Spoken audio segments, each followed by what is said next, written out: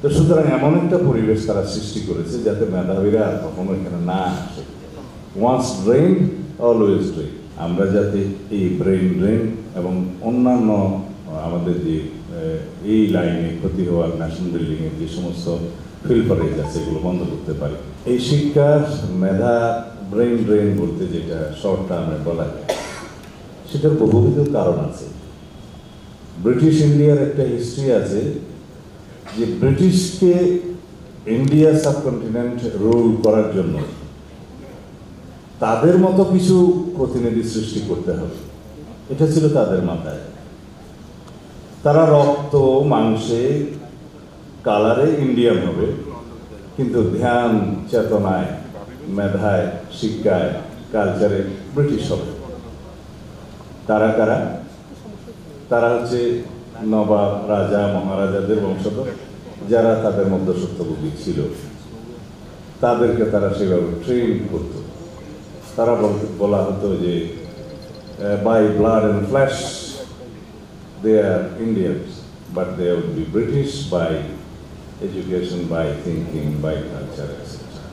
তাহলে আর তাদেরকে সশরীরে এসে এখানে রুল করতে হয়। মেধার ব্রেনের সাথে এটা মানে ব্রেন ড্রেনের সাথে এটা তুলনা করলাম এখানে। এই জন্য আমাদের এখানে হয়েছে ঠিক রিভার্স। মেধাহীন করো এবং এই জাতিকে সেভাবে শাসন করো। আমাদেরকে মেধাহীন করার জন্য এখান থেকে ব্রেন ড্রেন হয়েছে, তারা আসে না। কেন আসে না? যেই রুমের মধ্যে অক্সিজেনের অভাব হবে সেখানে কি মানুষ বাঁচতে পারে? পারে না। তো সুতরাং এমন একটা পরিবেশ তারা সৃষ্টি করেছে যাতে মেধাবীরা কখনো এখানে না আসে। ওয়ান্স ড্রেন অলওয়েজ ড্রেন, এটাই যেন হয়। কয়েকটি দেশে পৃথিবীর, আমি নাম বলতে চাই না, সাম্প্রতিক ইতিহাসে আমরা চায়না এবং ইন্ডিয়াতে দেখেছি তারা ট্রেন হয়েছে আরও উন্নত দেশ সময়ে। তারা সেখান থেকে সমস্ত জ্ঞান নিয়ে তারা নিজের দেশকে ডেভেলপ করেছে এবং প্রযুক্তিতে তারা এখন প্রায় নাম্বার 1 হয়ে যাচ্ছে। কিন্তু তারা শিখেছে ওখানে, তারা ওখানে রয়ে যায়। এবং এক পর্যায়ে কয়েকটি দেশের শিক্ষার্থীকে ওই সমস্ত দেশে, বিশেষ করে ইউএস এবং অন্যান্য দেশে কয়েকটি নির্ধারিত বিষয়ে আর কিন্তু রিসার্চ এবং অ্যাডমিশন দেওয়ার সুযোগ বন্ধ করে দিয়েছে। কিন্তু ইতিমধ্যে পানি অনেক দূর গড়িয়ে গিয়েছে। মাতৃভাষায় সেকেন্ডারি লেভেল পর্যন্ত আমাদেরকে অবশ্যই শিক্ষাটা বাধ্যতামূলক করতে হবে। কারণ শিশু মায়ের কাছ থেকে যে ল্যাঙ্গুয়েজটা শিখে সেটা ব্যাকরণ সহ শিখে না, সেটা একেবারে বাই জিন্স শিখে। সেটা দিয়েই তাকে বুঝতে হবে।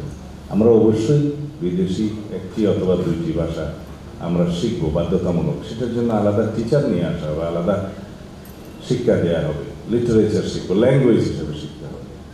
কিন্তু সেই বিদেশি ল্যাঙ্গুয়েজ দিয়ে যদি আমি ইতিহাস পড়ি, অঙ্ক পড়ি, সায়েন্স পড়ি, সেকেন্ডারি লেভেল পর্যন্ত মেধার বিকাশটা হবে না। এটা আপনারা মাথায় রাখবেন।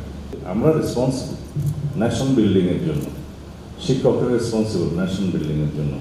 অতি অবশ্যই সহযোগিতাটা নিতে হবে স্টুডেন্ট অর্গানাইজেশন, কমন স্টুডেন্টের কাছ থেকে, শিক্ষাঙ্গনের কাছ থেকে। এই যে 3টা মিলিত ফ্যাক্টর মিলিয়ে রাষ্ট্র পরিচালনায় যারা জড়িত, নীতি প্রণয়নে যারা জড়িত, তাদের, শিক্ষক সমাজের, শিক্ষাঙ্গনের, ছাত্রদের সম্মিলিতভাবে একটা প্রচেষ্টায় আমরা যাতে এই ব্রেন ড্রেন এবং অন্যান্য আমাদের যে এই লাইনে ক্ষতি হওয়ার ন্যাশনাল বিল্ডিংয়ের যে সমস্ত ফিল্টারেজ আছে এগুলো বন্ধ করতে পারি।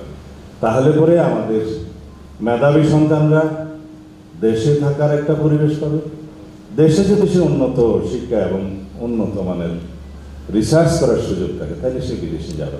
দেশেই যদি এমপ্লয়েড হয়ে সে কন্ট্রিবিউট করার সুযোগ পায় তাহলে সে বিদেশে যাবে না। সেই পরিবেশটা নিশ্চিত করার জন্য আমরা কাজ করবো ইনশাআল্লাহ সম্মিলিতভাবে।